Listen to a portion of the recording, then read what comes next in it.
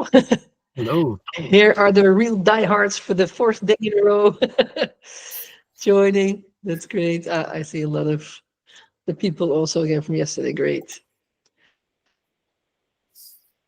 Perfect. As usual, we will wait a second for everybody to arrive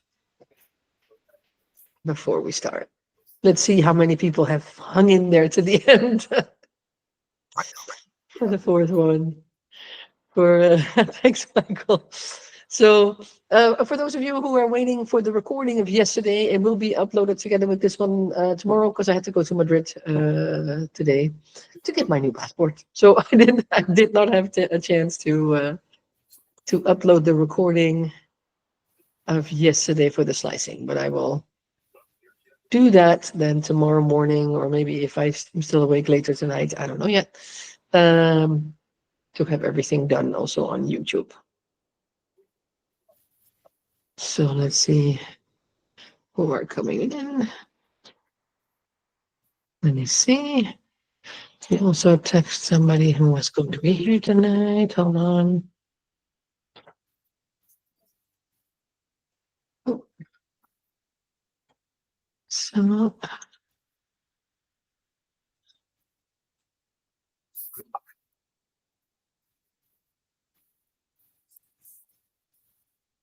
so you just quickly send someone a link so that I can be sure that they can come in. Hold on. Oh, maybe they're here already. Not yet. So yes, Imad, we're going to do bamboo slicer today. So today we are going to finish the final bit from yesterday. Then Eric, I wanted to text him. The final thing of yesterday, where we simply section off a part of the shoe and change the settings, and then we are going over the same things in the bamboo studio. So we don't have to, I think, do it completely from the beginning. They're just showing, I mean, because they have the same things, but they're in different sections, in different places of the slicer. So, there's more people joining. Could we check briefly the quality, the height, yeah, the height, the layer height thing that we couldn't see yesterday, please. Oh, yeah, the layer height that we couldn't find, if we could change layer height. I have not had a Yeah. chance today to look into that. Um, let me Google this quickly, actually. Can you change the layer height for board? Thank you. Hold on, I will be searching that while I let other people in. Let me see. Hold on. Okay. Let me check if it says. Oh, that's quite short. No, it says here already in the research cannot do. Um,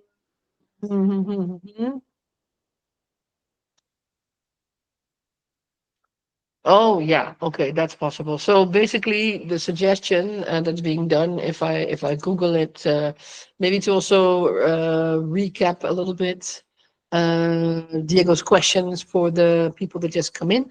So today we are going to do the final bit of the slicing because last time we did not finish all the slicing, and then we go into indeed exchange. I see that Eric is here. He's going to show his end work. So I think that's going to be really, really cool for you guys to see. And of course, I would love to share maybe some things that we are working on that we've done with students, and also would love to hear from you guys what you have been making, or if you want to show or demonstrate something. But yesterday, Diego had a question when we were in the slicing, if what we're going to do in a bit is to take a support blocker and use that as a way to section off part of the model to change the settings. And the only settings that we, oh, there's Lavrana, that's nice. So the only settings that we could not do yesterday is the layer, to see if we can change layer height. I didn't have a chance today to look into it, but I just quickly Googled it and there was a very clear answer. No, the only thing you can do, which is possible, but it is tweaking a lot, You slice it once in one layer height, your model, then you slice it again in another layer height, and then you manually, at the layer where you want the split to happen, combine the G codes.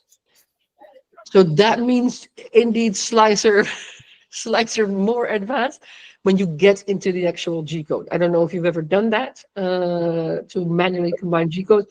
I do not advise that we start trying this today, but maybe if we have some time, since you're still in the textile class, that we can have a look at that there. So, because that's indeed not what I would advise a beginner to do. So yeah, other option, but indeed that's not an option for your machine, that you maybe try 2 different nozzle sizes, but that's also often not going very well if you have the double nozzle machine. So that's definitely not the easiest thing. So I think the best thing still to do to try and change print quality, it's something that we can show in a bit, is to change the infill or work with walls or not walls. So another option, if you want it more refined, is maybe to say, I'm going to bump up the number of walls to make it smoother, or the number of surface skin layers, but changing the layer height is not an option in Cura. I try to research on my own, but what I found is that it is an experimental feature that is called adaptive quality or adaptive height or something, that automatically varies the height of the layers depending on the curvature, on the geometry that you have. And yeah, okay, yes, I think we have tried that once, but I don't think it worked very well for us. But it's something that I can definitely look into. So let's see that. So, okay. Let me see. Before we start today, I just have to go to the bathroom for a second, because we just came back from dinner.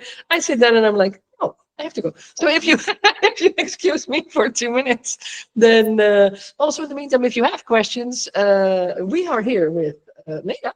Hello. So you can also, and she also knows everything about slicing. So while I do that, you also.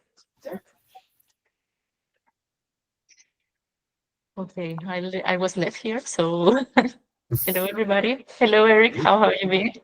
I'm good. How are you? Good, exciting to see your project. Yes. Yeah, With the move to Alicante, I see. yeah. I'm here now. How's it looking? View is beautiful. Oh. The view from the land is amazing. Okay, if anybody could have questions or Dyson or rather wait, just let me know. I was wondering, could you mention again the name of the filament that was used to make the transparent shell around the shoe that allowed you to see the beautiful gyroid infill? I think I missed the name of that filament if it was mentioned. I believe that was Isan, right? Eric, if you can confirm, because I believe you were there. So transparent. Isan transparent, yes. TPU or PLA? Yeah. Was it TPU or flexible PLA? You know? It was TPU. It was TPU from Isan. They have gradient color, so like 3-color, bicolor, or just 1 color that is like kind of transparent. Like, Okay, thank you. yeah. Welcome.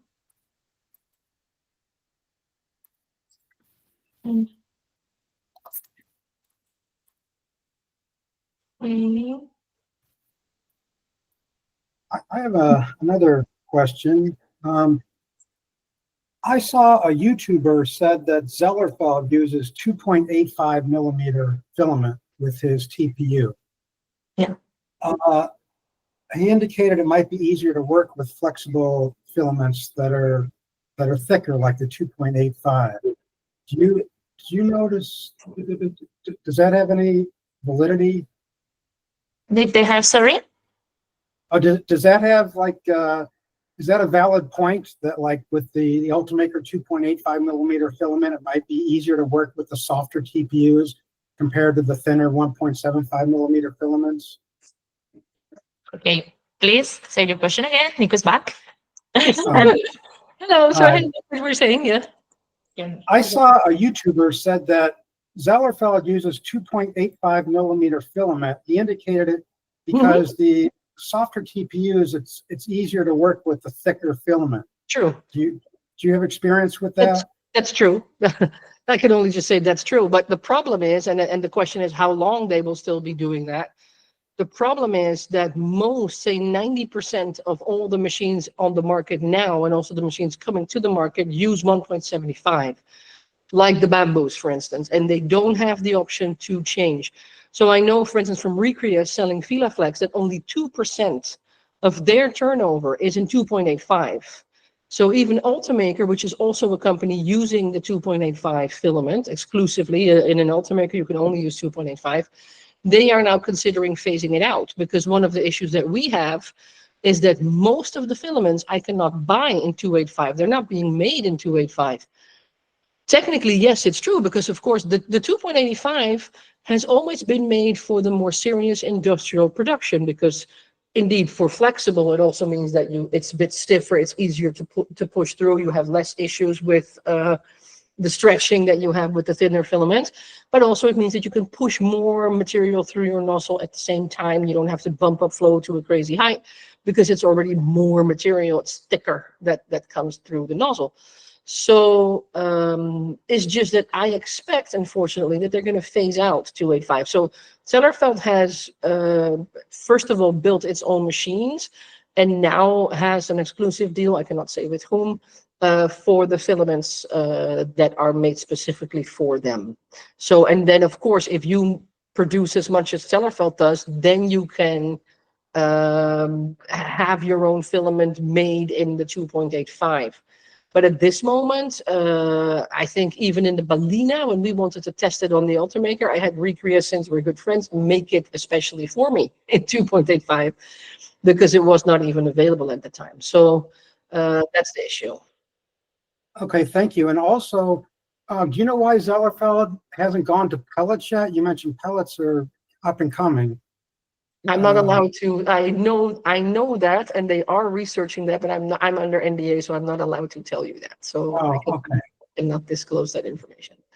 Good. So, And one last thing, maybe you're going to cover this, I'm not sure, but just to get an idea, to kind of put everything together that we've been talking about, is it possible to tell us like what you would think like a good starting like material and durometer, and then like what you if you had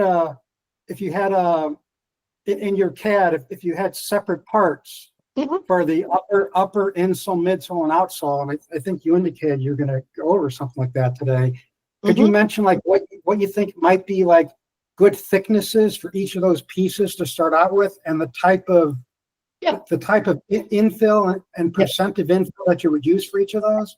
sure, I can tell you that. And again, it is different from shoe to shoe. It depends on how thick is your shoe, what is it for. But okay, say you're doing a barefoot shoe, right? So essentially, when you're doing that, you want to do something really soft and flexible in the upper, because you don't want it to be a very thick, clunky shoe. And then you have usually quite a minimal sole, maybe a bit midsole, and then the bottom layer is outsole. So usually I advise people to not necessarily change material when they print, because it's still better to do it in a way where you change the settings throughout the shoe. So you can always say, for instance, the outsole, I'm simply going to make that all wall. This is also what Fused is doing. So you could say, I'm going to take 5-6 bottom layers. But of course, again, think about try these things. Think about how flexible do you want it to be. So there's not one single list that I can give you. If you do this, always good, because it really depends. I have people making heels, thicker soles, thinner soles. It's really very different there. I do think that if you want a decent outsole, I usually, at least a good bottom layer, I usually advise to do a couple of solid layers. And then again, for yourself, is figuring out what do you think is strong enough. Also, I would advise everybody, that's the same thing that Fuse does, wear your own shoes. There is not so much scientific wear testing available yet for printed parts, because there's so many different parameters in a printed part that you don't have in a foam, for instance. Because like we said before, say I want to test a lattice. Yeah, you have all the different parameters in terms of there's the material, there's the type of lattice that it is, then there's the density of the lattice, there's the height of the lattice, there's the thickness of the lattice. So you have so many different parameters that usually most people that are very deep into printing do their own wear testing.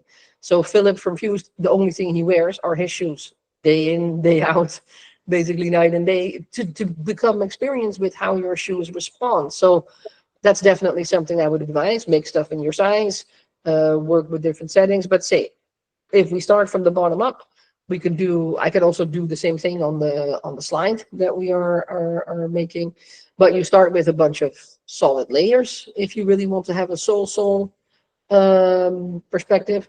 Then you would start with a midsole. I would always advise, if you could do anything custom, that you adjust that infill to your wearer, because that is the difficulty. So when I order shoes from Fused, since I'm heavy, I always have him bump up by the infill a bit for me. So because I know I like it a bit stiffer. So when we do infill for midsoles, this ranges. Yeah, also, so Daniel is remarking, so basically learn and understand your filament. That's also the case, but also learn and understand the effect of the infill. So say I'm going to do a midsole. I can do infill for a midsole from 15% more or less to say 25%. Usually we use gyroid because we find that it's a very bouncy, comfy, lattice-like infill. But then again, it will be different. What will be comfortable for me will be different than might be comfortable for someone else. So this is exactly where I think it could be interesting to do some customization for people. And this is again also where you have to try yourself.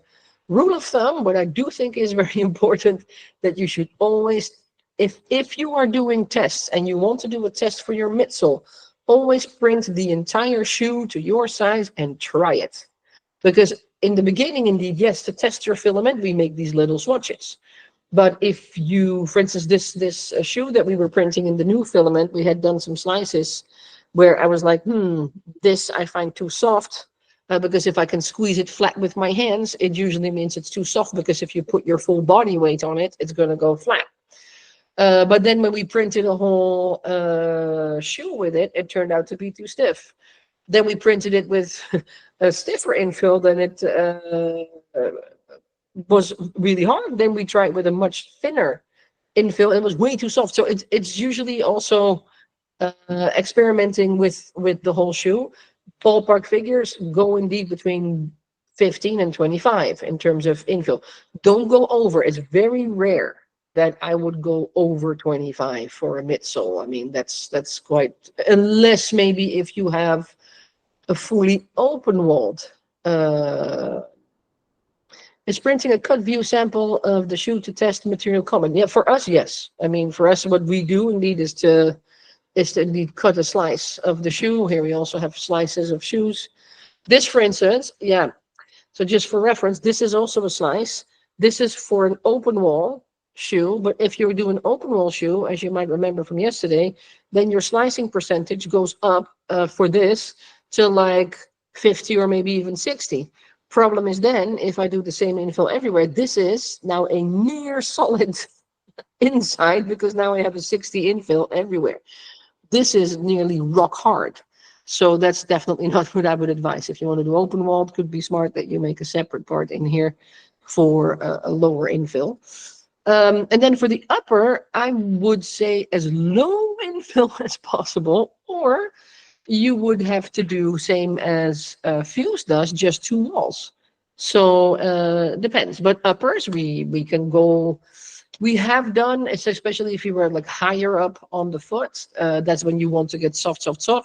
We've done with 5% infill, sometimes even lower. The consequence is just if you have a volume that requires infill, so you have a bit thicker shoe and you need to make infill, then this is something that Aratha had with her shoe. Then you have to have quite a lot of walls to cover it, because otherwise it doesn't cover the big gaps in that in that infill. So I think when we look at the work of Eric, then a lot will become clear of how to make softer and better, because the project that he will show is indeed about how to minimize printing time and minimize material. And there's a few principles in your design that I think could be smart to follow. Where now, of course, I see everybody make full shells, so that the seller felt like shoes. And that usually does require infill because those are quite big and vertically or diagonally printed models.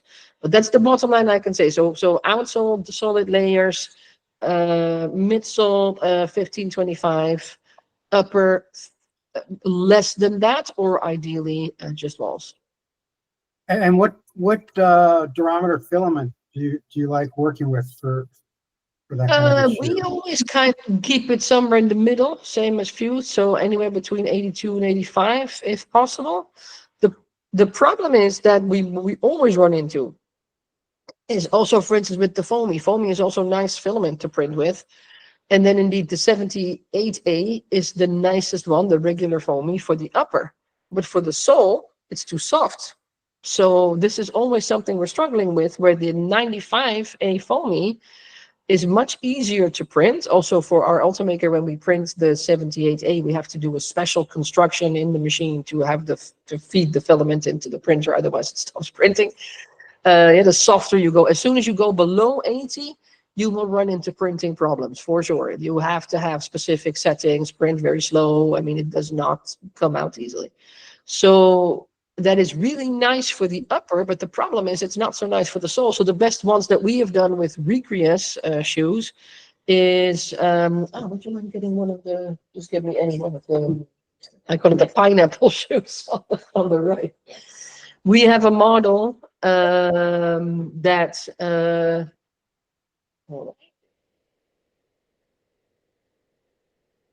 that we designed for horizontal printing.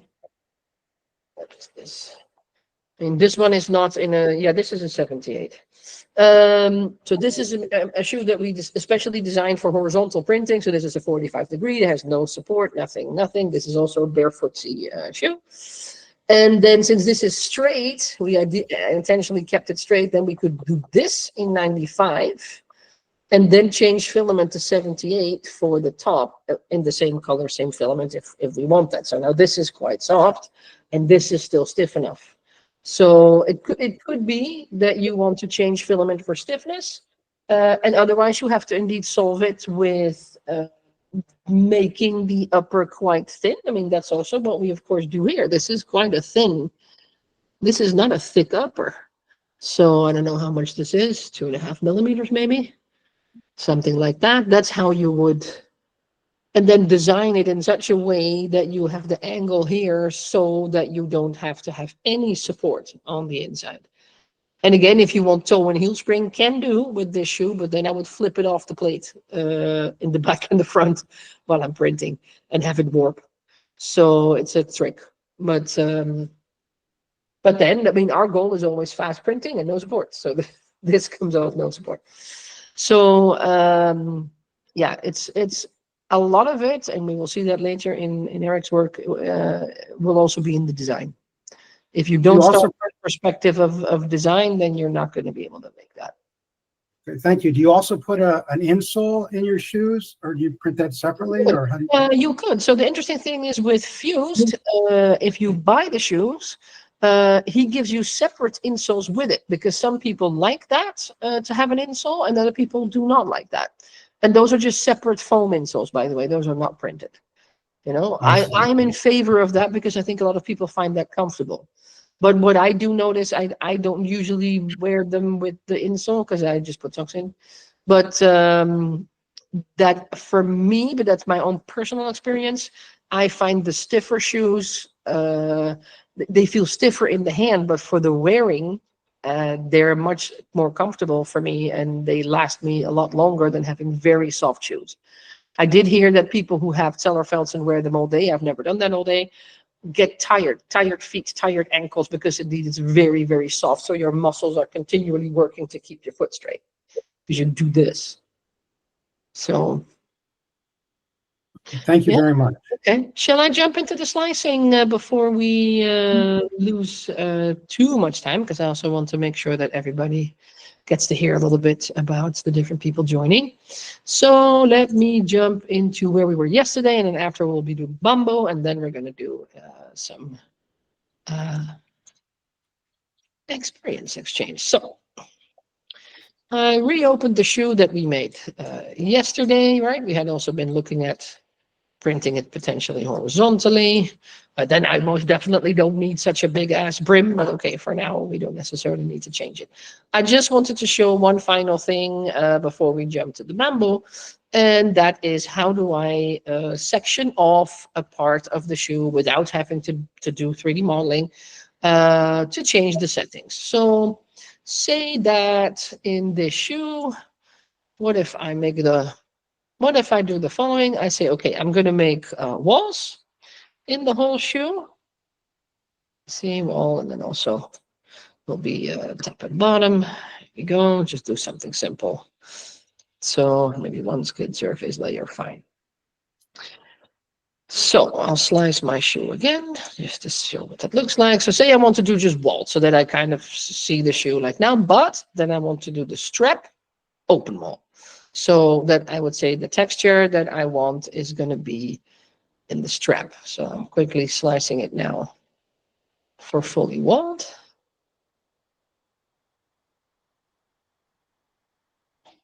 Takes a second.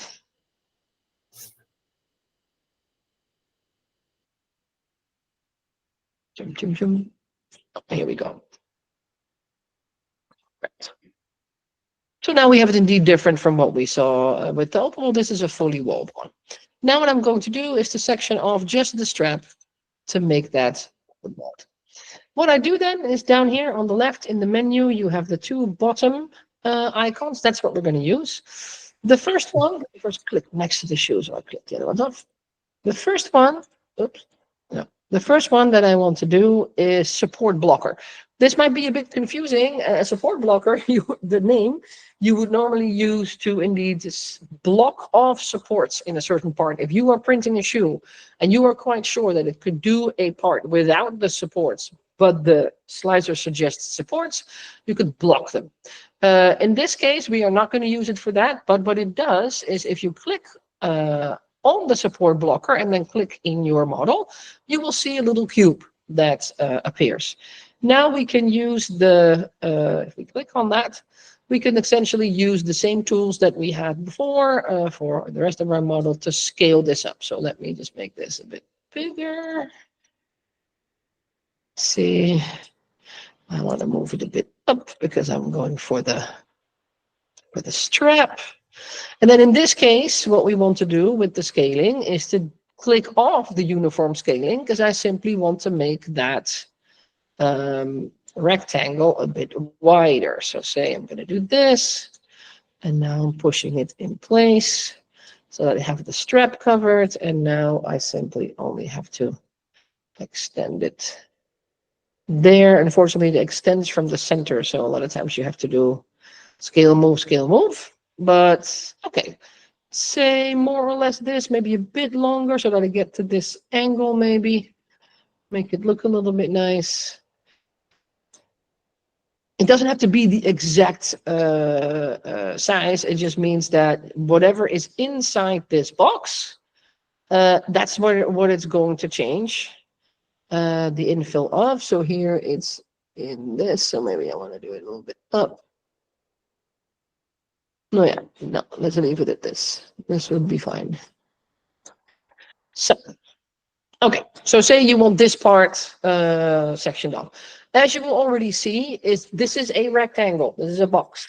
So I cannot make in the slicer other shapes. If you want to have a very specific shape that you kind of want to cut out, then you have to create that in your modeling software.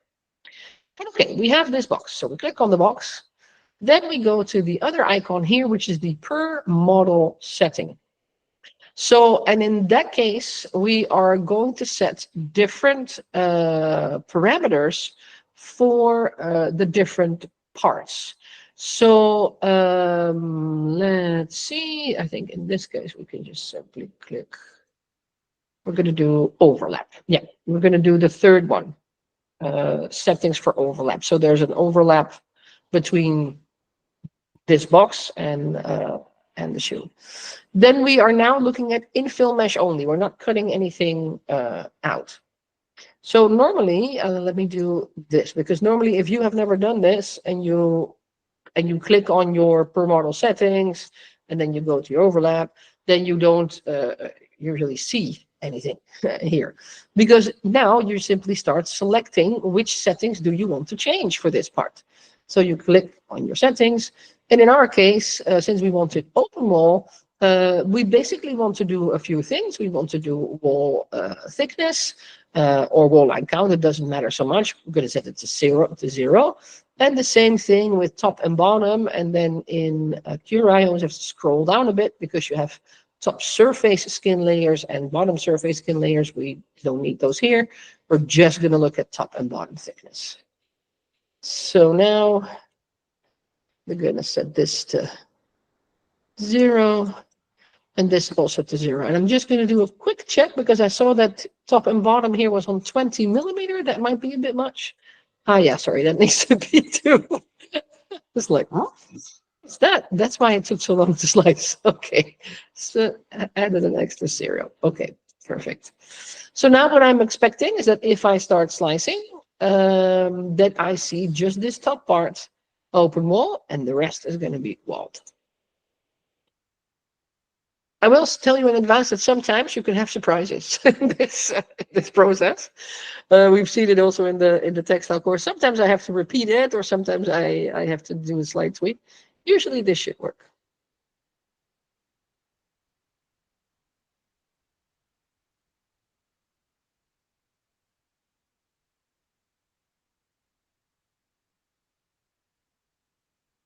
By the way, also here, I'll click this off. If you have multiple parts in your model, or you have like here now a blocker and a model, if you go and you want to be sure that you select the right part, you can also, for instance, with shoes, have parts that are inside of each other, like a shell, like an onion, like inside, inside, inside.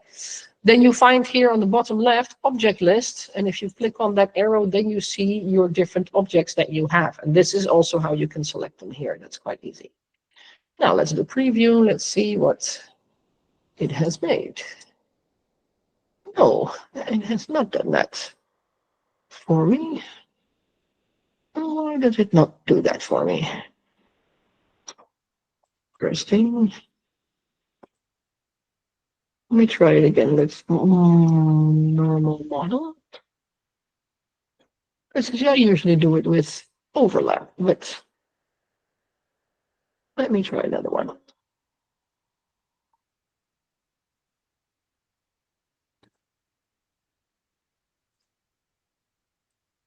Just now I'm afraid it's just going to give me the block, the block open wall. Hold on. So let's see if this helps. I don't understand why it doesn't do my overlap here. But like I said, there can be surprises in this. If anybody has already seen that I do something wrong, let me know.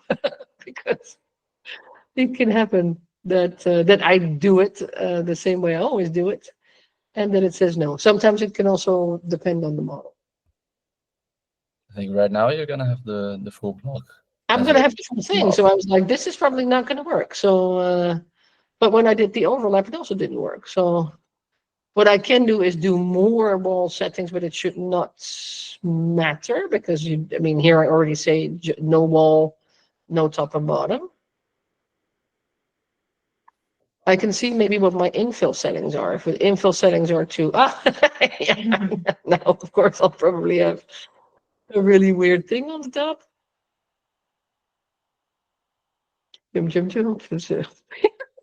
Oh yeah, of course now it's going to make support. Yeah, no, this is nonsense.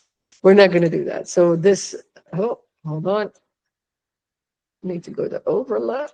It's now so big. It needs to be this one, infill mesh only.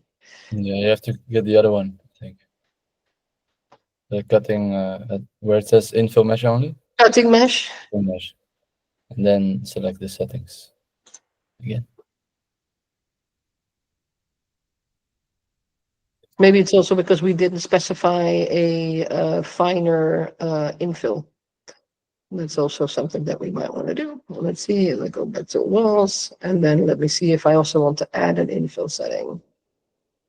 Density and pattern, maybe. And we can also see maybe different things. So this is 55. Let's set it to a zigzag. That's usually a bit nicer. And Maybe then also you just select, 0. the wall count. You have the thickness and also the wall line count. Do you think we need the wall line count? Because technically, if you have a 0 wall thickness, then you also don't have a wall line count. But Yeah, but then maybe it overrides from the just normal. rather be safe than sorry. Okay, no, it says automatically 0 now. So that's 0, 0, 0. Okay, do it again.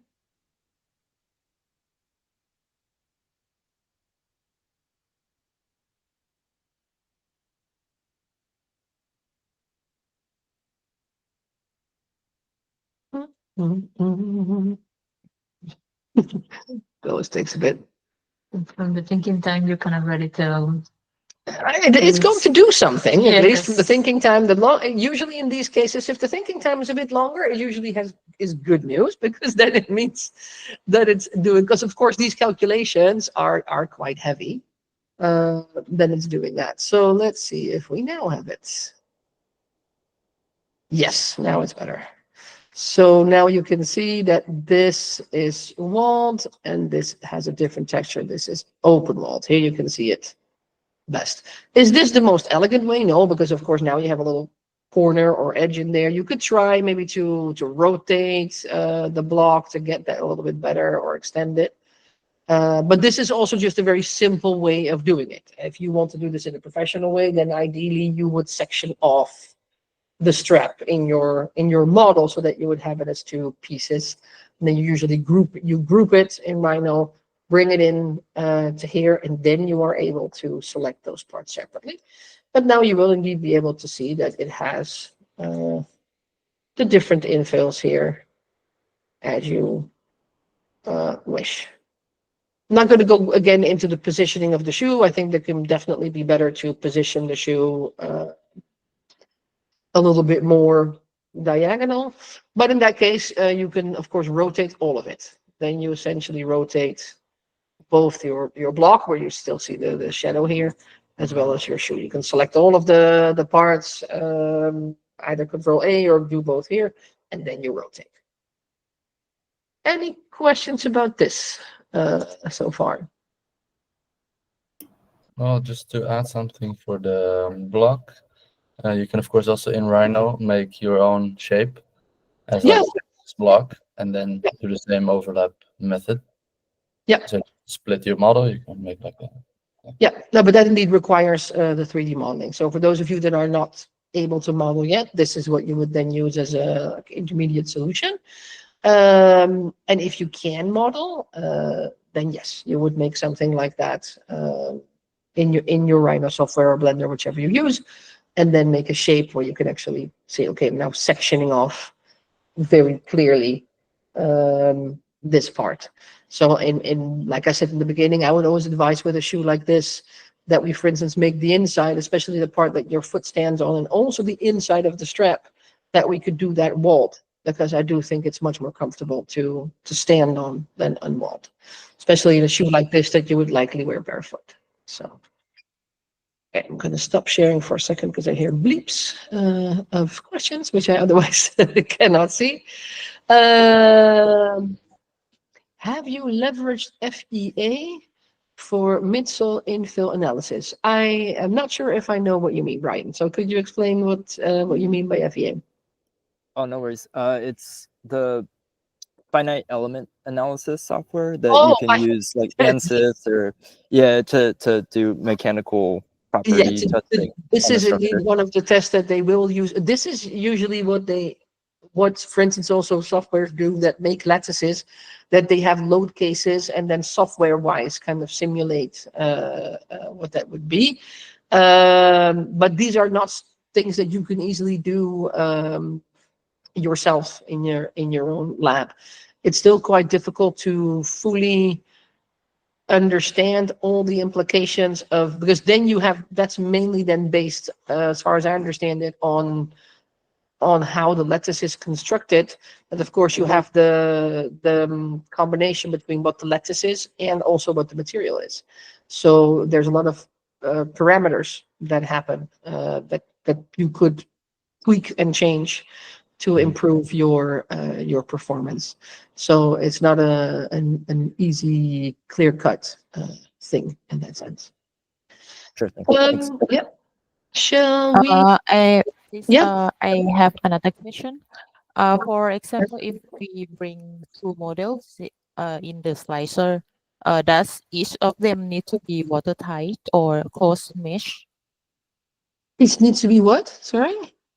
Watertight, I mean Yes. close mesh. Yes. Each of them. They And do. Yes. are they need to be like completely joined, like no gap between? Yes, ideally, yes, because otherwise you will also have a gap in your print. Because the slicer as such does not do any modeling. So it works with the model that you bring in. You cannot tweak your model as such.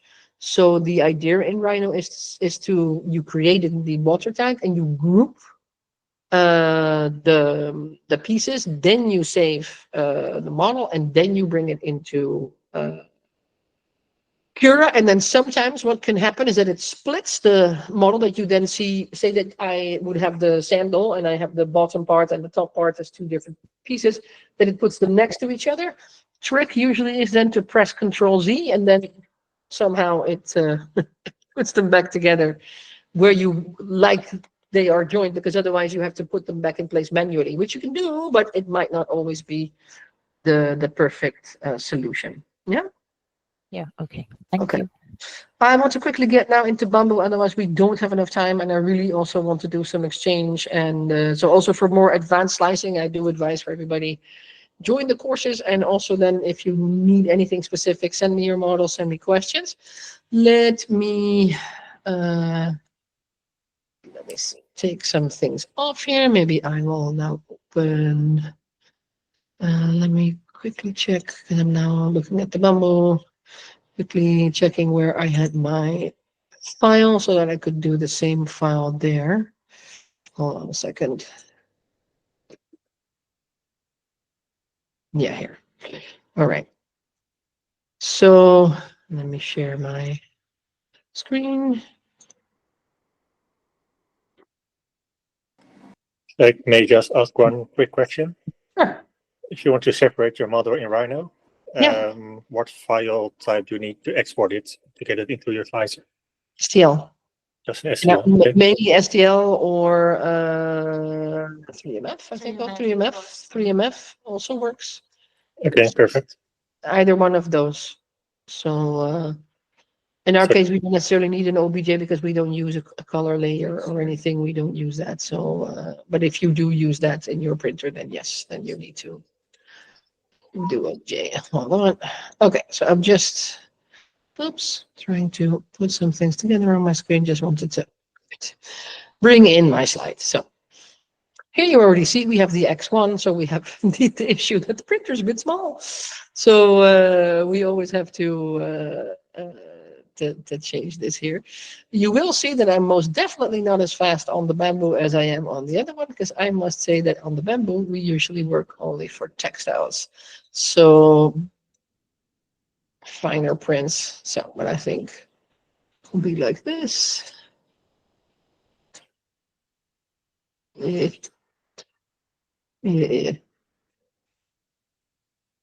Now let me just scale it down. I think that might be easier.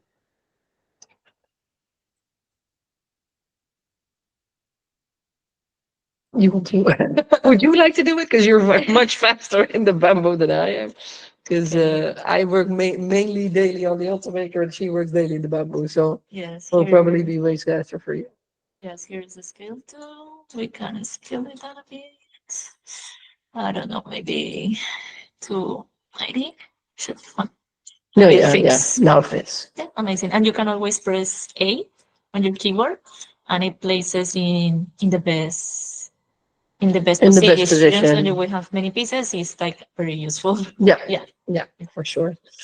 Yeah, I think the main thing that I wanted to do here is to go over where the Bamboo has its things, because essentially you have the same elements, more or less, that we have in Cura, as just in different places. So it can be in the beginning a little bit of a search if you are not used to it. So let me see. Yeah. So okay. Apparently, these are things that we use a lot, frequent. I will start with quality. So this is again the same thing also that we see in Cura. This is where you find your layer height, the line width. What we didn't talk about yet is seam. That's basically when the printer is printing, it will start in a certain place and then end in a certain place and go to the next layer. You could have that all in the same side or place, basically, of the model, and then you will see a seam, and you can talk about where you can decide here where you want that to be, or you can do random. And in that case, and for textured models, this works perfectly. Random means that it just starts at a different position for every layer. But if you do that on a smooth shoe, you will see little, yeah, what do you call it? Little it drops almost, yeah, on the model.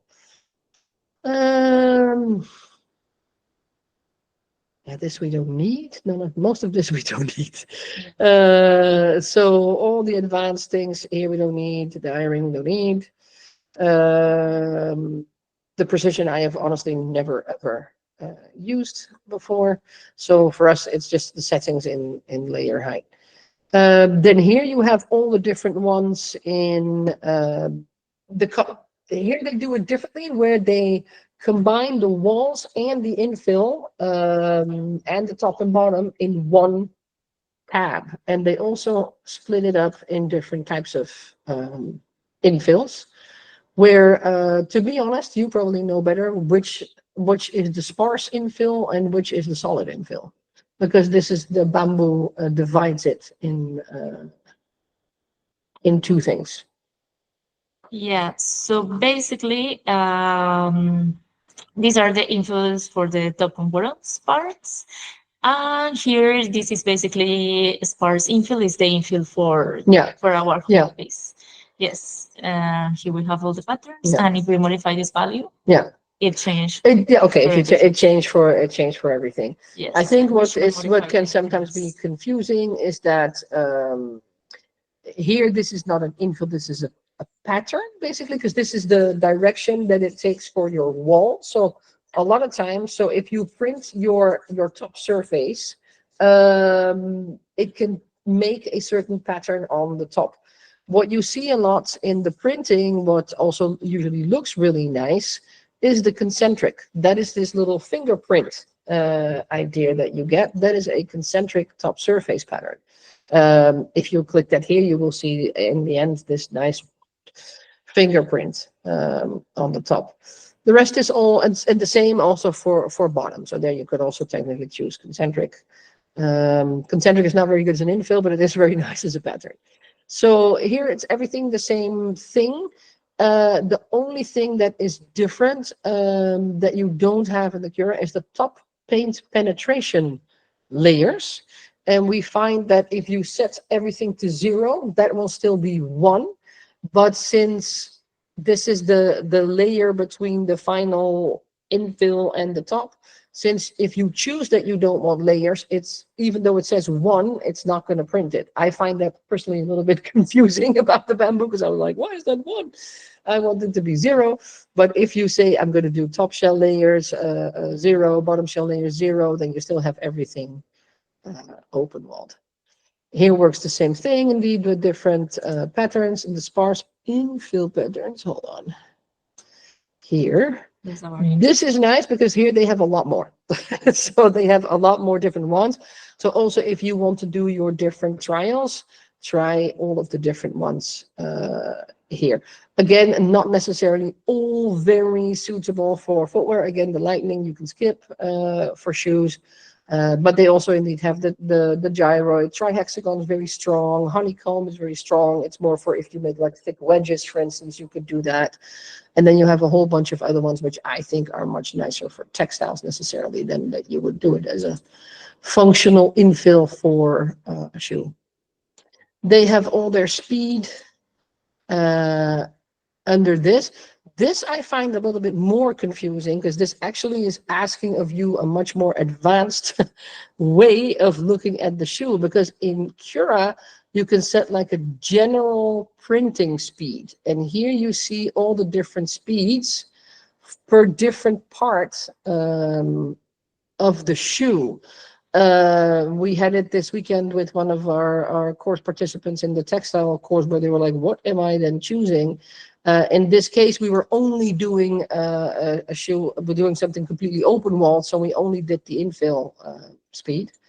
But do you usually adjust all of them separately? Actually, no. No. But what I prefer to adjust is basically the material, because as soon as you change the material, all these values adjust To that material. So right now they're very high Yeah. because we have PLA basic, but as soon as we change these to generic TPU, which we don't have here right now, or we can have one of these.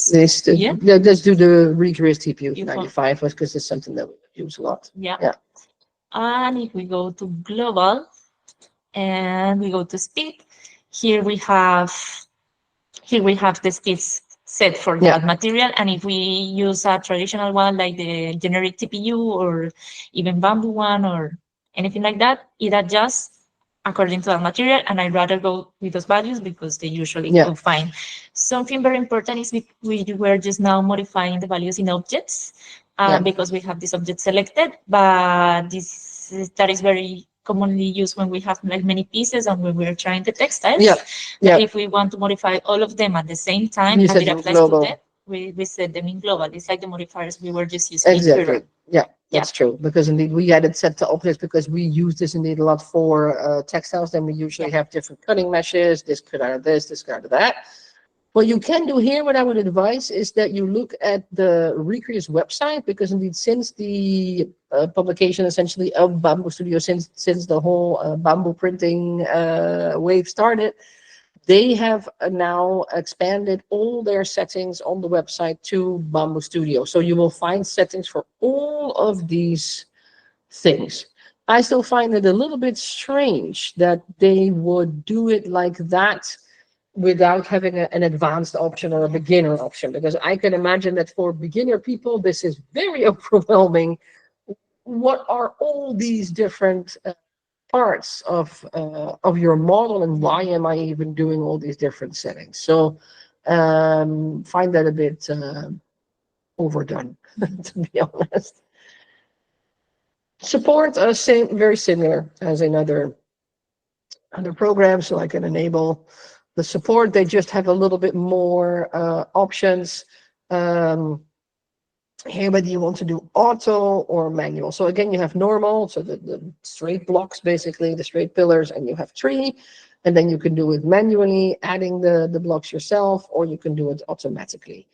I'm not going to go into building custom supports now because we certainly don't have time for that, and you can do that in the course. Yeah, that's all pretty much the same. Also here they have then some, I also find it always a little bit unclear that I suddenly see here raft, but I don't see brim in here because that's in another place.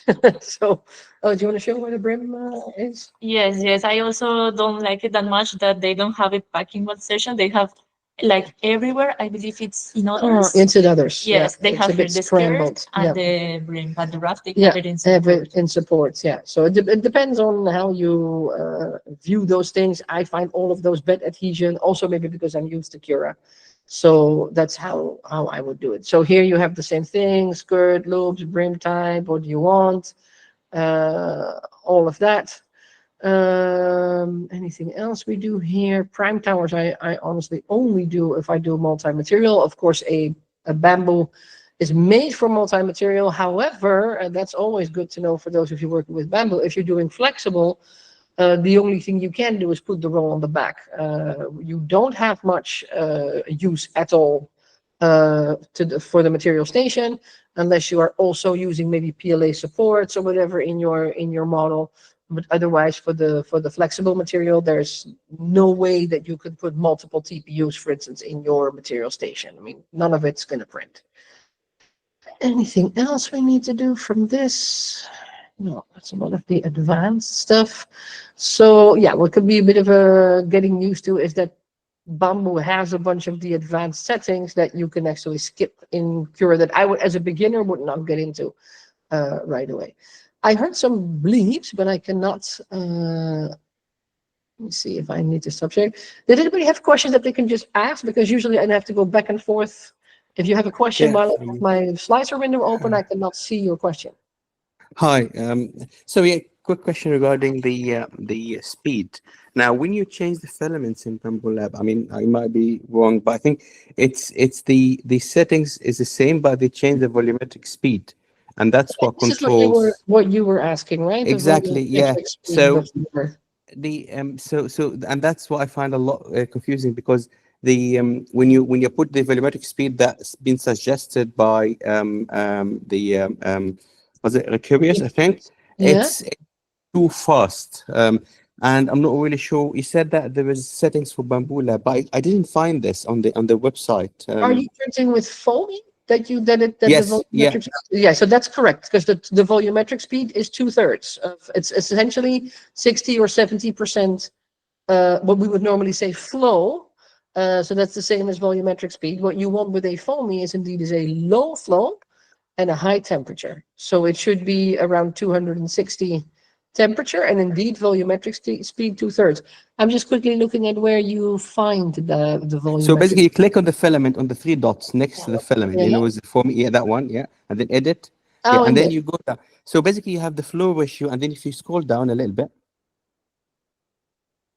right, so you get the volumetric speed, which would be maybe you need to scroll. No, where is it?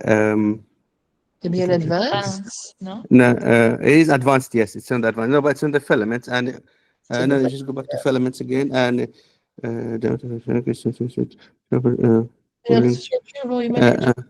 It's towards the bottom. Volumetric I have speed. it would be on Limitation or max volumetric speed? No, it would. Yes, it would be. Yeah, maximum volumetric speed. Yes, and the ramming volumetric speed, which I didn't really understand what's the difference between them. That's under volumetric speed limitation. Yes. Max volumetric speed.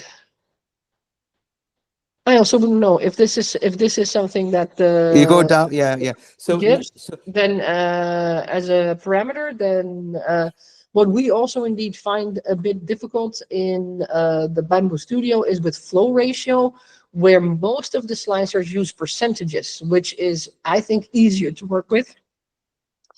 Where I would probably say for a foamy, but I don't know if Reuklius does it like that, that if the flow ratio is 1, it's 100.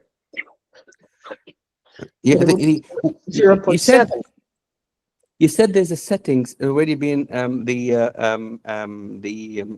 Filaflex for me. They already have settings for Bamboo Lab, but I didn't find that on the website. Do you know where's that on the website? Here, if we go have a look on the website. Because one thing as well was the Bamboo Lab. Even when I changed the nozzle size, like you change it from 0.4 to 0.6 to 0.8, the settings doesn't change with the volumetric speed, and I find it difficult to sort of get it right. Right. Then I mean, a lot of times sometimes if I see that it doesn't go well, I change it on the printer. To be honest. Let me see. So we go. Which you are using the foamy? Which one? Any one of them. I just want to find out where do they put the Bamboo Lab. So I've used So they don't say specifically Bamboo Lab, but they have expanded enormously all their settings. So because before, if you go down and click here, printing parameters, then you see all the different things. So first for drying, print speed. So here's also understanding print speed. So volumetric speed versus linear speed, and what is the formula? So here they even show you how to calculate. I don't work Yeah. with volumetric speed because I work in Cura. So volumetric speed, like water through a hose, measures how much plastic flows per second. Yeah, regardless of, okay, so this is regardless of nozzle size. Linear speed is like walking speed, how fast the printing head moves across the print area. And the key formula is linear speed is the same as volumetric speed. So you would have to basically set No, I mean, that. I get them. I just, where's the Bamboo settings here? Is it, you said, is that they have like specific setting for the Bamboo lab? They have they don't have specific settings for, Okay. they just have extended enormously all Sure. their different settings. So here, for instance, you see, if you look at the nozzle size, what you need to set for volumetric speed. So say that, so here, what nozzle size are you working with now? 0.8. 0.8. So here it then says, okay, layer height should be 0.4 millimeter, line width 0.75, and then the volumetric speed 12.8. And that's then something Okay. that you would have to change in your settings. Okay. And he added these things specifically because this is indeed what you find in Bamboo Studio. And this is not what we necessarily need for Cura because it doesn't ask it like that. So it doesn't ask you to change the volumetric speed. Okay. And so that's why it now says everything. Also here, the different, when we address the different speeds for the different parts that you have in the Bamboo Studio, that's what you find here. So again, speed settings, here you go 0.4 millimeter nozzle, 0.6, and in your case 0.8. And then you have all the different ones. What is the percentage that you need of speed and flow per part of your model? So that's why, I mean, you don't necessarily have to do external parameters separately, internal parameters separately. That's not how you would do it in Cura, but you do that in Bamboo. It asks you for those values. So here you have a much more elaborate list now of all those different settings that you can use. So, and then you indeed adjust the volumetric speed yourself, because clearly it does not adjust it automatically with the material. So unless you have all those settings done when you make a new material in Bamboo. So Thank you. yeah, let me go back to where was my Bamboo? If it still wants to open, here we go. Yeah. So I don't know what we had actually clicked for the different things. Let me see.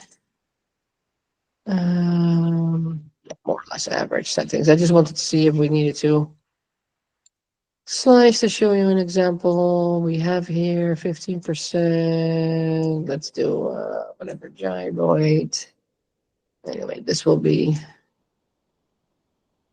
I'll keep it with we have foam 95. Okay, well, let's just see that we slice the plates and see what we get. I'm expecting quite a slow print because this is also again 0.4 nozzle still. We have a fine nozzle in the printer because we do textiles with it.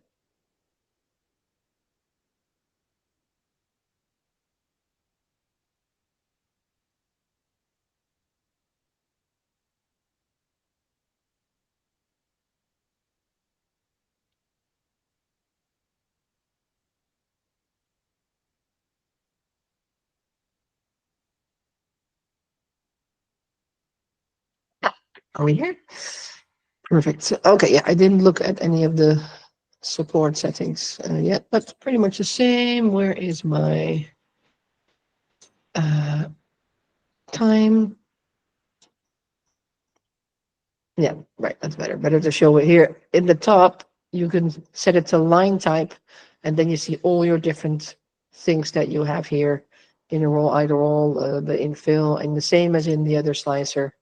You could pull down and see all the different elements there. As in the other one, I would slice this probably more vertical or in an angle, but this is just to address the different parts of the slicer. Are there any questions so far on this? Because otherwise we run completely out of time to also have Eric talk a little bit about his project and look at some more design things. If you want to go more in depth there, ask me questions. I can also consider doing a more advanced slicing class or slicing course for the printing, because I see that there's more and more questions coming about this, but then I'd probably prefer to do that in a really separate training where you go bit by bit, and that's also then maybe something that we could combine with the new Rhino 8, because for some of the things that you guys are asking and that you want, I would definitely advise that you model your modifiers, because you're never going to get it really nice with a block or with just a basic shape. Any questions here so far before we jump to other things? No? Okay, then I stop sharing for a second. There were a couple of questions here. What is the best way to send me a model? Depends on the size of it. If you just send it to info@footworology.com, then both me and Nela can see it. And just also, if there's any issues that you have in the slicing, send us a screenshot of, okay, this doesn't work. That's always the best way to do that. Can we use TPU setting or foamy TPU? I'm not sure what your question is for that.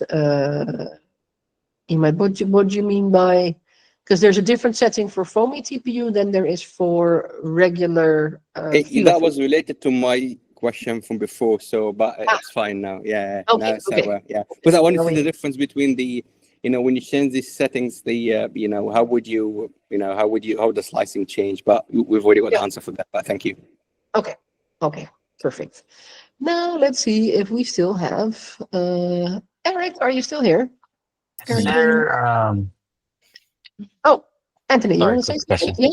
question. Yeah. You have a question? Yeah. Escape me. Yeah.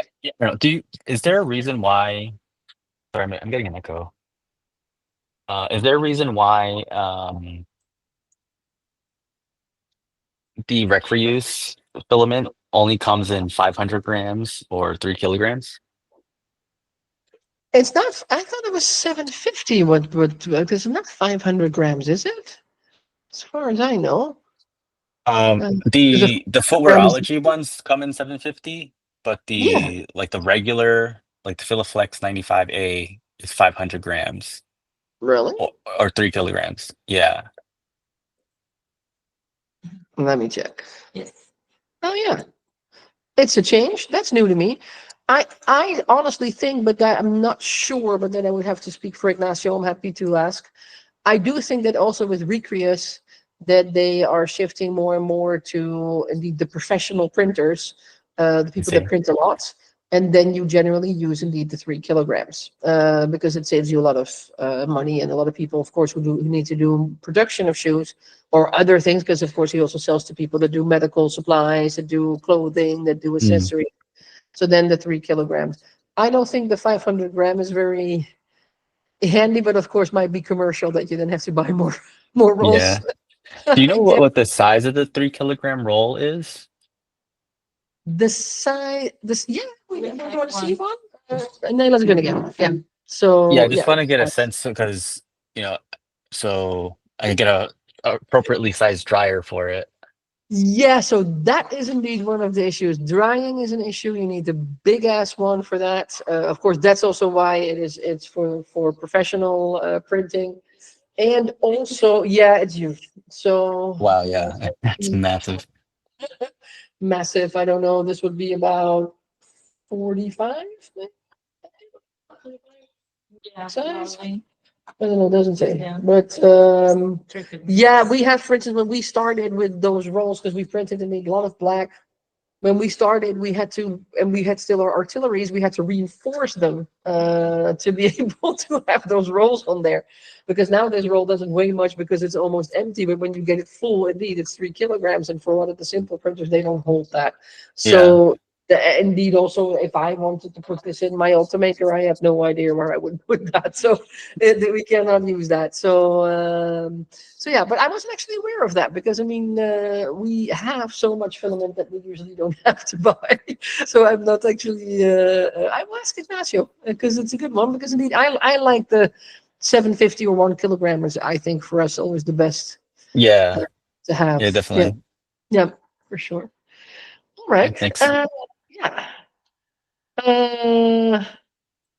Diego has a question. Is it easier or cheaper to produce the 175 millimeter filament or printers? I actually don't really know that. I don't know that. So I would have to ask an expert about that. I just know that a lot of those companies are making 175. Maybe indeed it is easier. I honestly don't know. So I will have to double check that on the filament side. I now wanted to switch to Eric because otherwise we lose all our time because this edition was actually meant to do a design exchange. I see that there's a ton of questions on slicing, so that's why that took longer. But I would really like to get to some things where we can combine the different things that we learned.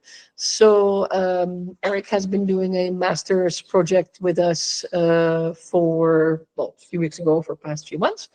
But yeah, maybe you want to introduce yourself, Eric, and talk about what it is that you've done.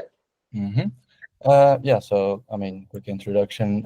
I spent the last year, I think a period of 1 year, with Ingolin in the futurology lab in Barcelona, and indeed, like, did my master project in the 3D printing of footwear, but for the biodegradable filaments. So for Balena, that was the main starting point. And basically what I was trying to get towards is how can we make a more efficient way of printing, like a framework to print more efficiently, to in the end also have a cheaper production. So I have like a little presentation that I used, so then Super. will be a bit more clear. Share my entire screen. Can you see everything? Yes. Oh, perfect. Just to get this thing for me out of the way. Yeah, so I started with analyzing like the disadvantages of 3D printing footwear, and main things that I came across was the super long print times that it can have. For example, Zellerfeld, where because they have such tiny details and all these little things, the print time can go super long. And if you want to have a print farm running and sell this and shorter print time, time is money, so shorter print time can definitely benefit you in that area. Of course, material is also not cheap, and if you design these super bulky shoes with a lot of details, these material costs can also go very high. And yeah, if you have a high material cost next to all the cost it takes to run your print farm, the price of the shoes will also be very high. And yeah, we want as many people as possible to start wearing 3D printed shoes. So this price kind of has to go down to be more open to the mainstream public, let's say. Then there's other things like the support filament, which of course increases the printing time, and it also increases the material usage. If you have, for example, in the photo you see here, where the whole bottom has to be supported because it's printed in not 45-degree angle, but on an angle. And of course, they also sometimes use the PVA support material that it washes away, it dissolves, but that also adds a lot more time and resources to do this post-processing. And one thing, of course, is that recycling is possible, but still you need to add virgin material if you need to do this. So because like if you recycle the filament, it doesn't maintain all of its properties, and you have to add virgin material to it to be able to make the exact same shoe. So that's why I wanted to go into the I can not go to the next slide. There we go. I wanted to go into the biodegradable filament, for example, Balena. well, Nicole knows I've done a lot of tests and a lot of struggling. Nela also knows very well how difficult it is to print. You have your little, is that my screen? No, I think you have your little screen with all the This one, you can see participants this? over. Yeah, yeah, Ah. maybe, yeah. I think I can maybe. close this now. Yeah. Yeah. Yeah. Okay. I wasn't sure if you could see that as well. Yeah, nobody can see the shoes a bit better. Yeah. Yeah, so this filament is very difficult and also comes with a lot of other challenges, mainly also a slower printing speed and a higher material cost. So in order to adopt this filament into the footwear industry, some changes need to be done or some things need to be considered in the design element and in the slicing element to be able to work with this from the business perspective, let's say, to make affordable shoes. So yeah, basically the value proposition of my project was to design a framework for efficient printing, and that's mainly about the slicing and how you can make the printing time a lot shorter than is usually done. And I'll get into that a bit later. And then making my concept shoe, which kind of explains these choices. So yeah, a lot of experimentation, a lot of little testing objects to see like what happens if you just increase the printing speed a lot. What happens to the quality? In what way does the quality go down? Nozzle size is also a big one because this, of course, if you need less layers to make up a full model, this can drastically decrease your printing time, but also it has effects on, for example, the texture, on details that you want to print, on overhanging angles, how this can be printed.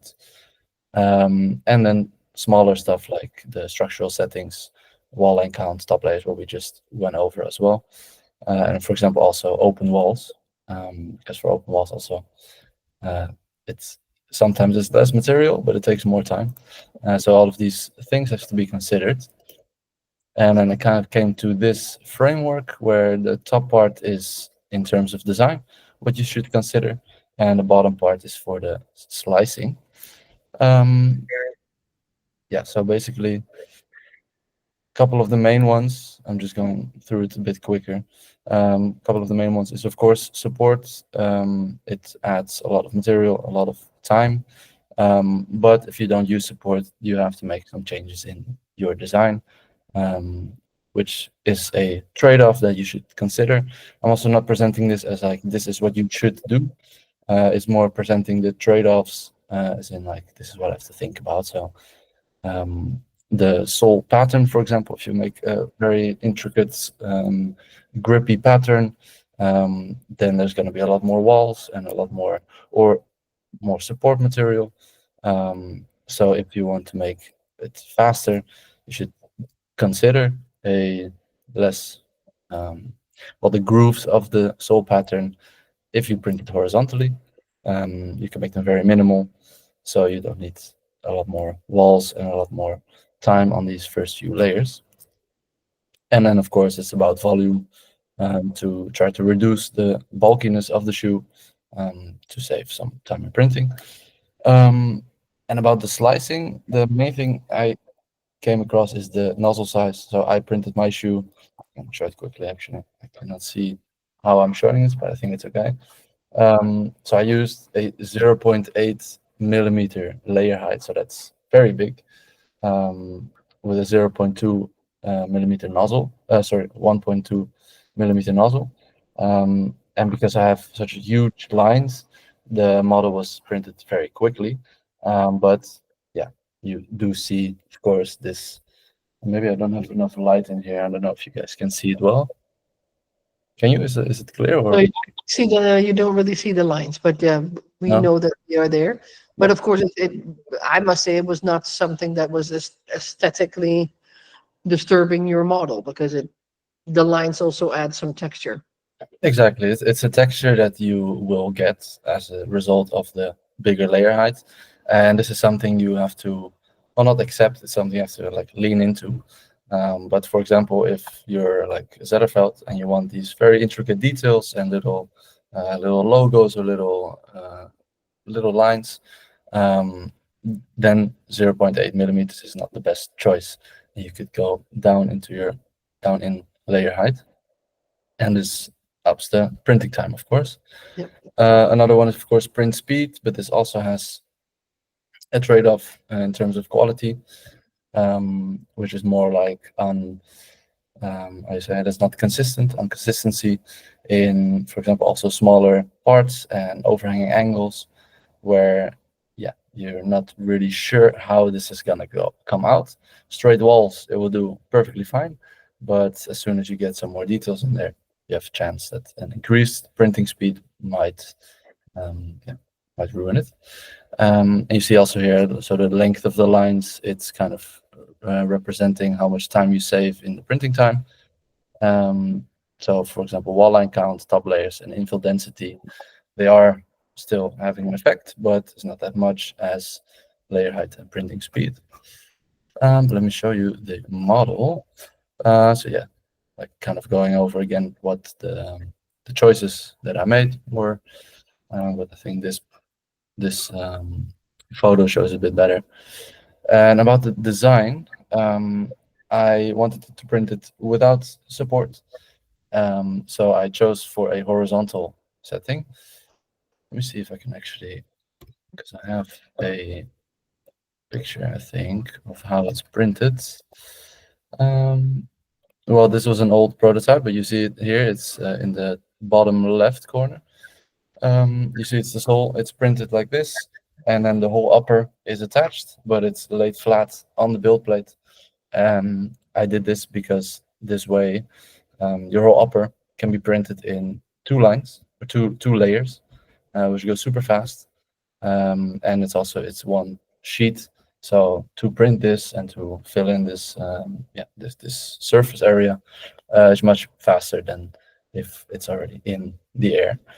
And then you just flip it over and lace it up, and you can kind of in the middle. But this is an older prototype, so it's a great advantage, I think, if you can print indeed horizontal like that. Of course, we are very much used in the industry to vertical because of the types of shoes that have been made. But what I found interesting is that indeed for this, what we looked at, one of the things was patterns of Roman sandals, of how those were made, because this was also from a very simple folding perspective. And you do have to realize that this is saving you tons of time. And of course, you can make the models more interesting by saying, okay, I'm adding texture, I'm adding some more detailing to it. Here we went for the absolute minimum, like how can we go as fast as possible? And of course there's a lot of gray areas that you can look at, but this is what we mean when we say the big difference is in the design. So where you really rethink from a printing perspective how you design the shoe, especially if you are in the barefoot area in this type of construction, you could save yourself a ton of time and material and money because there's zero support involved in this. I have a little picture also to compare. The top one was a shoe that was brought to us. I don't remember from who, Nico, but I think that Rick is even still in the meeting, Rick Oldhouse. oh, really? Rick? Yeah. I don't know, Rick. I thought that Rick joined earlier, but I'm not sure if he's still here. Let me see.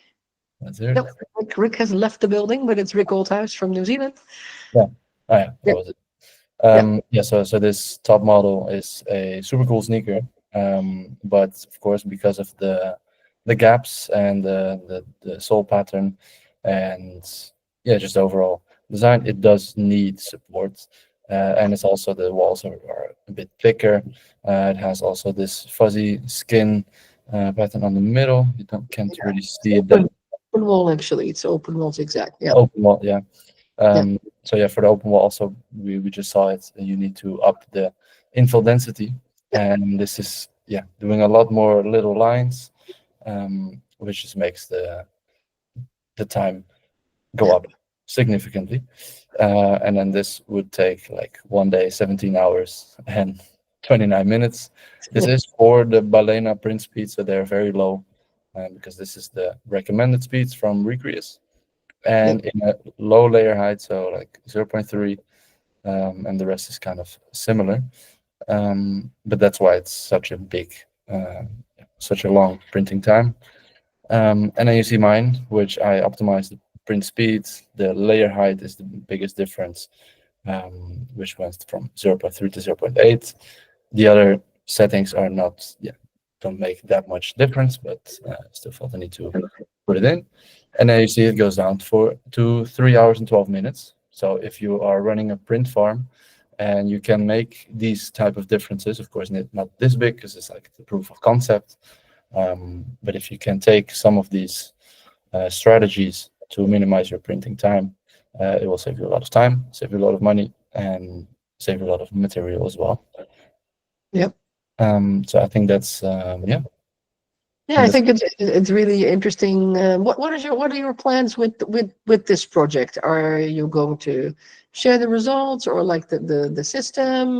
Because I think it's a really good checklist for people who are, especially if you're starting with making printed shoes, with a lot of considerations that people usually don't have, because usually people start with envisioning their dream shoe in their head from the perspective of with printing there's anything possible, and then find out that when it comes to actual commercial production, there are for sure not so much just restrictions, but also complications. The longer the print takes, the more expensive it is, and you might not be able to sell it at all for any decent price. Yeah, so I'm not sure what the plan is for this project specifically. Of course, I'm now trying to find new work in Barcelona or cities as well, in a print farm where I could use these strategies to up the efficiency of a company. But I also want to keep working on the framework, make it a bit more interactive, so that companies can just use it, and it's like an open source kind of thing. Because then companies can just apply. Interaction checklist. Yeah. Sorry, one more time.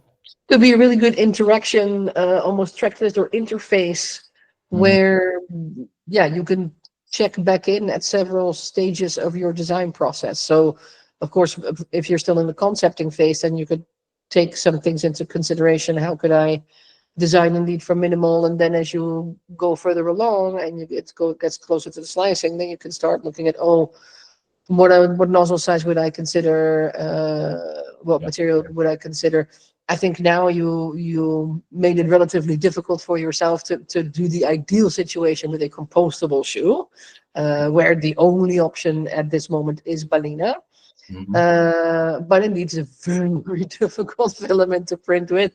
It doesn't come out of the printer so evenly, and indeed you need to print it very slow.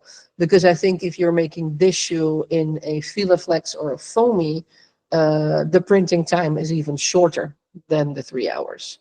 So I think just the perspective of thinking about your design, how can I fold it flat? How can I do something with it? It's something that I rarely see in people that come into our courses, and it's something that we strongly believe in at Footwearology to make it doable.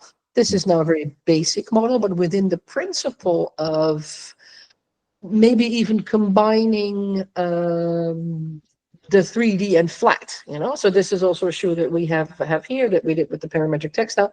This is also from beginning to end only 6 hours. Okay, then we print at the same time the textile as we print the sole.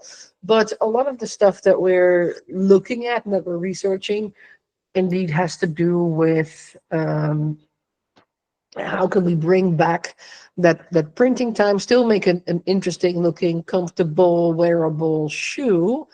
But I think many people realize as they get into printing, especially if they want to produce it themselves, that indeed the full shell shoes that everybody now uses at Cellerfoot like a reference, and they are doing a fantastic job. But you also have to realize that those are machines that have been developed over many, many years and are also still each around 20 to 30,000 euros. And that's a lot of time, and they're not being sold. I mean, they don't sell their printers, but this is something that people have to realize, that if you want to get to a commercial format with more simple printers like Coops is doing, you have to start looking also at the design of the shoe and see how can I make it work better. I thought of maybe sharing also to show another way of there is actually one of the people in our most recent Local for Local course that has also applied this, not the whole system, but the principle of this printing. I'm just quickly trying to look up where I have pictures. Oh yeah, here. So let me show this. Wanted to do, oh, I see there's a question. Hold on, let me quickly share this and then we'll go to the questions. So this I really like as a project. Let me see if I can zoom in a bit, if you guys can see that. This is a fully printed sandal. I have some other pictures also of it. Here you see it on the side. This is a full commercial product. This is from Carla Lopez. She is from Puerto Rico. She came to our Local for Local course, and she has a footwear factory in Puerto Rico making espadrilles and fisherman's sandals, basic ones. And she really wanted to have an opportunity how to print them. And these indeed are also printed folded open, like let's just say upside down folded open. Let me go to some of the pictures here. This needed to be optimized. Here we indeed had retraction issues, but this is how this is printed. And then she had a separate tongue where there was indeed minimal stitching, because now she makes espadrilles and there's quite a lot of hand stitching. So there was minimal stitching that she still did on the model, like here, to attach these little, to attach basically these, this middle bit with the straps to the side. You could probably even think of welding, maybe with a piece of filament. There's lots of different options, but you can see how by printing horizontally, she also didn't have any support. She was able to do a very beautiful sole profile. This is two shoes of hers printing next to each other. So see how earlier prototypes. Huh? It looks quite similar as my earlier prototypes, but you can see that if you do it with nice eye for detail, this was also very comfortable and fast to print, so that you are keeping it under those 10 hours essentially to make it also suitable for production. So I think there's a lot of different options that we have. You could think about indeed partially printing the shoe, partially doing it with other materials. I don't know if I have other photos from her work. This is all from other things. Let me see. I think this is most of what she had, yeah. So, and she also indeed wear tested it. Here we did do a filament change to get the color accent, but if you have a double nozzle printer, that could be really fast. But this is a type of printing that's overlooked a lot. Of course, it's not suitable for every aesthetic that you want to create, but thinking about your design and how you could tweak it for printing is essential, because a lot of times we are thinking of as if the shoe, I see a lot of people that do shoes for printing design the shoe either as if it's molded or as if it's stitched together and cemented like other regular shoes. And neither is the case on a printer. So you have options on a printer that you don't have on a molding machine. You might have to tweak a little bit to see how can I print so that the parts are connected together? How can I fold open? You saw also when Federico was presenting earlier this week that he also had a shoe which was like a 3D shell, but then flat pieces to go with it. All of these things I always encourage people to start experimenting with, because it's not only increasing wearability and creativity and repairability and all of that functionality, but especially when it comes to production of printed shoes, this is really where you need to make the difference from a production perspective. Because if you have shoes that are over a day in printing or more, then essentially you don't have a commercial product whatsoever. So because you have to, I see a lot of people calculate with, okay, but my customer comes, they order, and I have 24 hours, and then I will ship the shoe. Yeah, if you have one customer and one printer, this is the case. But as soon as you have more customers that ask for more shoes, and you start building up like a bunch of orders that you cannot fulfill. That's also what you see happening in Zellerfeld, which they cannot overcome yet, is the long waiting time. It's the fact that these shoes are very new, people are very interested because it's a new product, that they can now have anywhere between 3 to 6 months waiting time for a consumer to receive their shoes. Of course, I think in the long run, this is probably not what every consumer will accept, especially not since people are so used to, oh, I'm ordering and I have it tomorrow. So I see lots of people make lots of really optimistic calculations that only work if you can do one by one by one by one. But as soon as your order size increases and you don't immediately increase your number of printers, then you're not going to make that. So it's also costing them a lot of customers because they don't have this waiting time. They want it straight away, and it can. Yeah, I mean, sometimes it can add to the idea of exclusivity if you have some waiting time. And of course, especially if you do stuff custom, then you can justify, well, you have to wait for this a bit because we're making this especially for you. We are not selling this from stock. So I do think that people will accept that.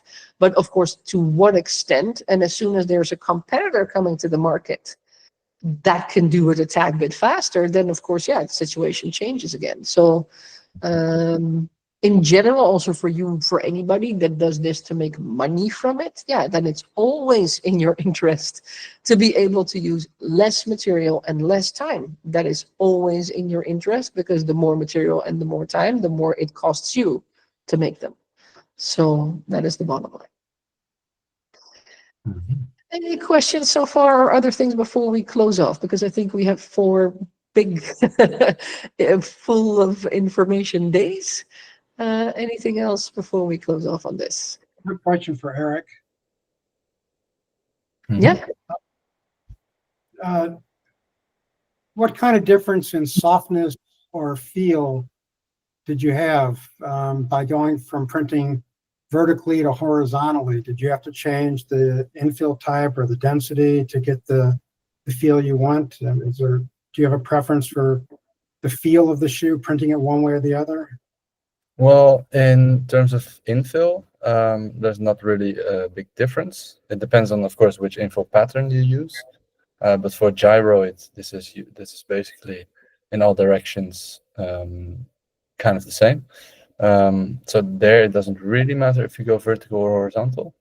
But as soon as you do another infill pattern, then this changes, of course. If you do a honeycomb, it's super strong one direction, and from the other, it is not. So you really have to look at your infill pattern and density and already decide before, like, okay, I'm going to print it vertically or horizontally, and make those decisions based on that. But for me, because I used the gyro, it did not. Yeah, but then you're only talking the midsole. Whereas I think also what is important to note here, that if you want to have a very soft uppers, like the straps that you have to print horizontally, because there's no way that I could have the thinness basically that you have and make the shoe. If I make a shoe like this, there is limitations. This is basically the bottom line that I can do, and I can only do that because this is a relatively stiff filament. If I want something like this open mold, no way. This is going to have holes. This is not going to work. So if you want something more textile-like for your upper, then the only option you have is printing that flat. There's no way that the design that you presented that could have been printed vertically. No. There's just no way, because there was no way that tongue would stay up. It would go, and especially, and also for the sandals that Carla made, that was just not possible. So if people want to make really thin, soft uppers, it's worthwhile to think about the fold open and then fold up option. And if you look at books, we have a bunch in our library, but if you look at books about Roman sandals, you will see that can even work for boot-like constructions, because at the time they didn't have another option but making it flat. And it gives actually quite a lot of inspiration for how to do that without necessarily making everything look like a Roman sandal. Of course, you can play around with how 3D is something and how flat is something. But if you want really soft and still strong and stretchy, then actually printing flat is your best option for your upper. Yeah, and it's also about it's about the consistency of the print. So if you have very thin walls and it has to go up, because it can move due to the nozzle going over it, and you can get all of these inconsistencies. And of course, it's stability, that if you have a long, like a tall print, but it's thin, it can just fall over and create all this unnecessary chaos in your print. Yeah. I think a lot of the sweet spots will lie between what Eric has shown and the direction that Carla has been doing, and maybe what Federico has shown, where you would, if you do the flat printing, but you start adding more interesting textures and a tad bit more 3D, because now we see a lot of people, that was the same with Carla, and the next thing that she's working on is not printing the straps completely flat.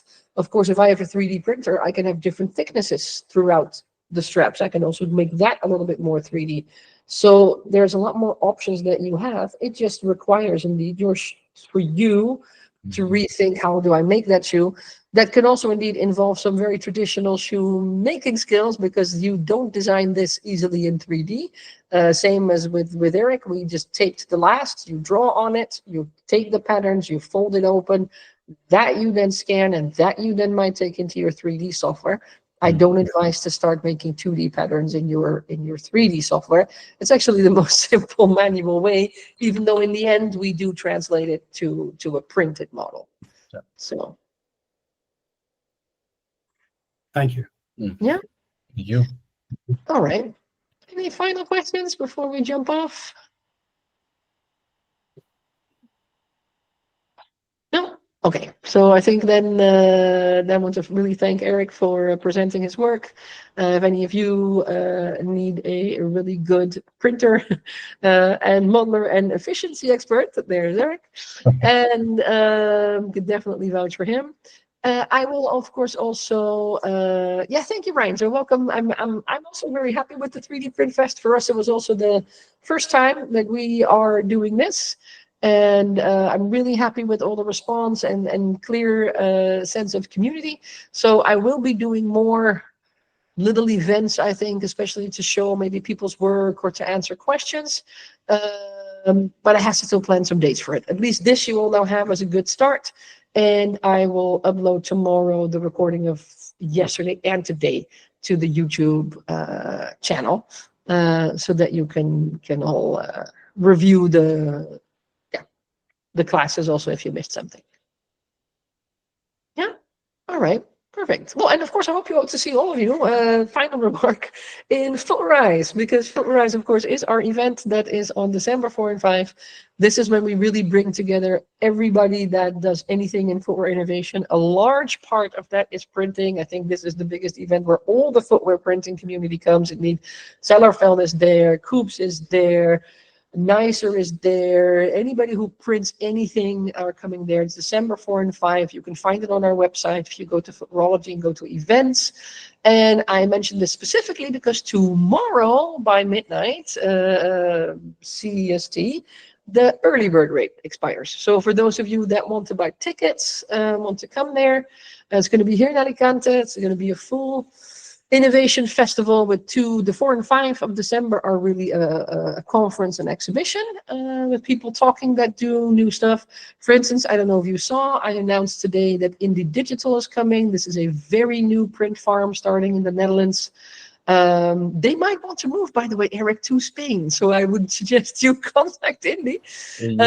Yeah, because what you see with these farms, it's interesting. They start a new print farm with pellet printers for both molds, for full shoes, and for insoles. They have developed their own pellet printers.